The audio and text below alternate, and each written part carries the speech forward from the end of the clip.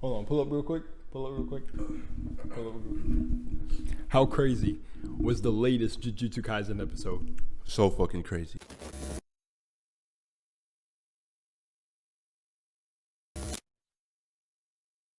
It was fucking absolutely insane. Absolutely insane. Y'all don't even know. What was your favorite part? Like, it was a nice slow little wind up, and then towards like the middle of the episode, I'd say right there. Now, what happened that had you say it was so fire? That fight between Kenjaku and Choso, absolutely fire. It was beautiful. Art. Absolute poetry. Hold the mic. Oh my gosh. Absolutely amazing. Like, the fight sequences, the fucking, how they use the curse techniques, just the transitions, how they had everybody just popping in one by one. It was just amazing. And it just kept getting better all the way till the end of the episode. Next one's going to definitely be a banger for sure. For sure. You heard it there, folks. You guys must understand how grade A this episode truly was. It was a masterpiece. Is that a little bit of hype? Yes, but they are doing, the animators over at MAPPA are doing Jujutsu Kaisen so much justice. The fluidity of the animations, the scenes, I want to say also the pacing of the panels, right? Because, when you're reading, it really is switched by your own perception. So it's like when you're going back and forth, it's like it still blows your mind depending on your imagination, but it's like watching it is insane, man. And just like the reveals and everything, it's like reliving everything you read, at least because I'm already caught up, and I gotta always remind myself I gotta throw this into every one of these videos I do so I don't spoil anyone that doesn't read the manga. But I'm just telling y'all, it goes up from here, man. It just keeps going. It's just gonna keep ramping. It just keeps ramping. That's all I want to say. But I'm gonna go check out some reactions of people seeing like Urame and just like how on a different level Kenjaku in Geto's body is, and just all of this, and even showing a little bit of like the skill and like the heart from like people like Choso, Kusakabe. It's just whew. Man, this is just beautiful. Let's say a good rest in peace for Mahito. I know everybody and their sister in the anime and watcher only community wanted him gone, bro. That he needed to be packed up. But I really liked Mahito as a character because I feel like he served. It's like the literal how Crunchyroll labeled the episodes right and wrong. It's like exactly he served as just that opposite side of the coin flip. And it's like I always say that it's always really necessary to have a character who is like that and super powerful and has a lot of potential, because it just shows you that there's really a balance in nature. It's not always going to be sunshine and rainbows, which to me, even though I'm picking on people, it's just a little bit of a joke. I see a lot of that with a lot of the creators who are like, finally get Mahito out of here, or all that. It's like, at least Mahito serves as a reminder of he needs to be in existence. He's created from humans, but he needs to be in existence for you to have something to oppose, or none of this would exist at all. That's exactly why this isn't a peaceful world, but it can reach that level of being less debaucherous as the world is. But that's what I like how Jujutsu Kaisen does it, and especially what the future to come from Sukuna. I can't say anything, but if anime only watchers, bro, y'all have to pick up the books. Y'all have to. I'm telling you, it's just like better reading comprehension too. I feel like it just increases your skill. But y'all have to go search up the pages and read them and what's to come next. Like, I feel like that's the thing you should do, even if you don't want to like spoil yourself. Read the next thing to come but don't go and read the whole thing.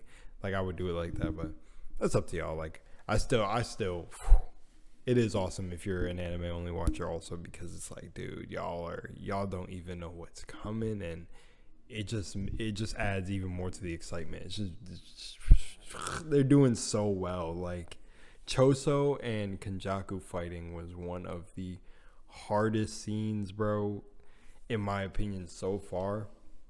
Like the Mahito, like when it was Toto and Yuji going for Mahito, that was clean. Just like, I don't think anything could really top the black flashes right there back and forth in both episodes. That was too clean.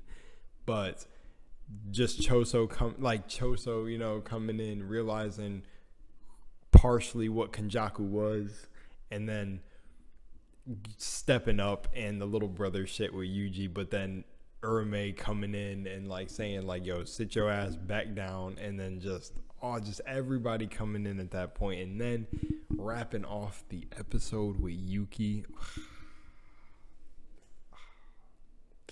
The way it's just so good. It's so good. It's so good. Moment of silence for everyone who thinks anime is for kids, especially like it was funny.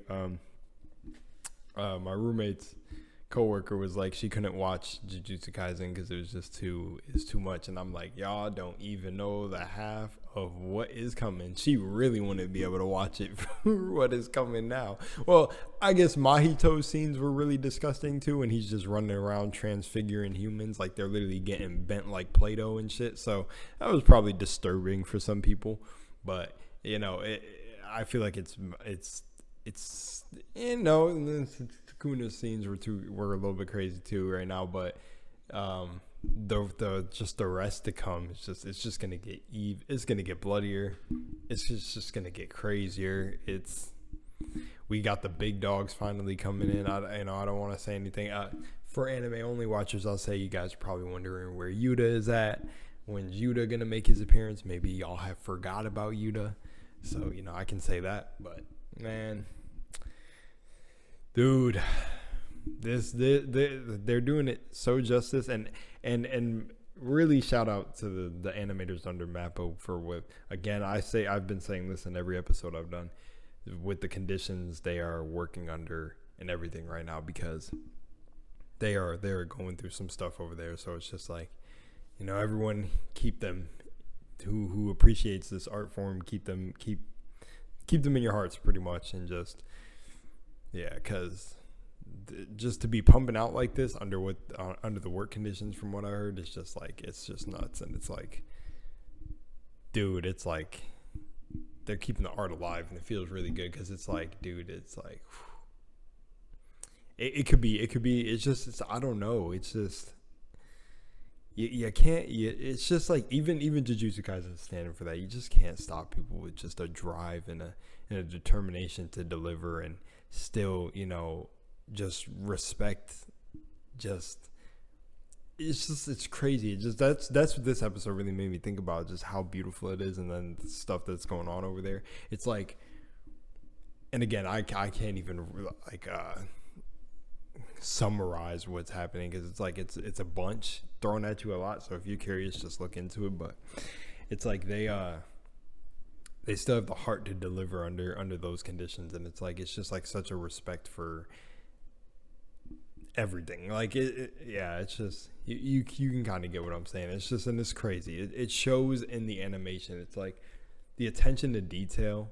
I mean, dude, I can jump back to the Sukuna versus Maharaga fight, but the detail, like Urme's scene was so cold, no pun intended. Like, it was so cold. That's all I can say. Ironically, I say that so much, and this motherfucker is actually ice. So yeah, the Urme scene is so cold, because then you got Kusakabe saying these sorcerers are truly on a different fucking scale, bro. Like, and even that moment where Eugene, it cuts to black, and he's like, we're gonna die, and just, it's like, oh man, it's just on some other shit. And it is so beautiful. Like the hand-to-hand combat with Choso and Kenjaku was definitely my hands down favorite part too. I really like I kind of really like Urme's display of power right there too, like and showing that they're on a different level. And I also like how they're displaying the characters, just, you know, coming back even against Mechamaru's, which is like, you guys for sure are gonna die out there.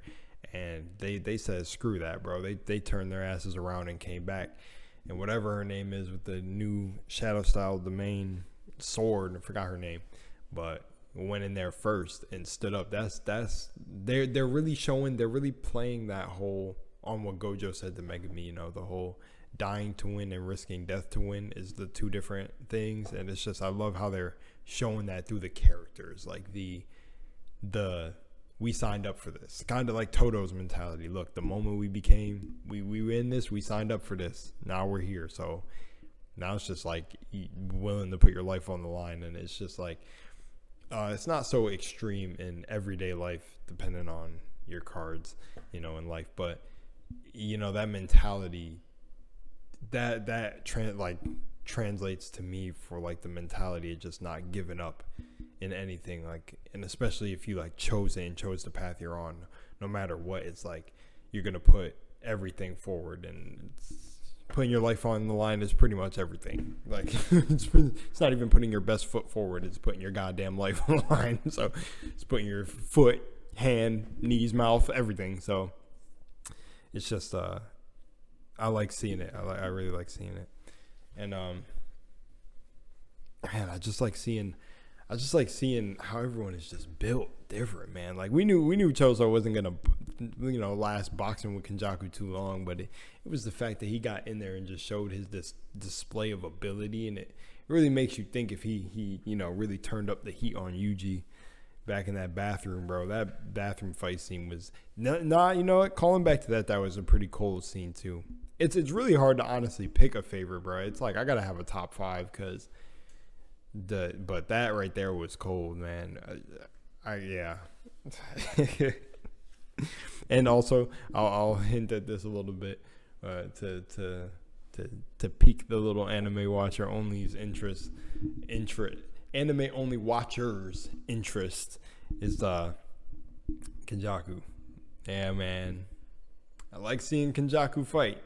You know, I just want to say, can't wait to see more from him. But that dude's a beast too. Like, man, dude, it's yeah, man. I don't know. It's crazy. This whole thing has been crazy. It's been an experience.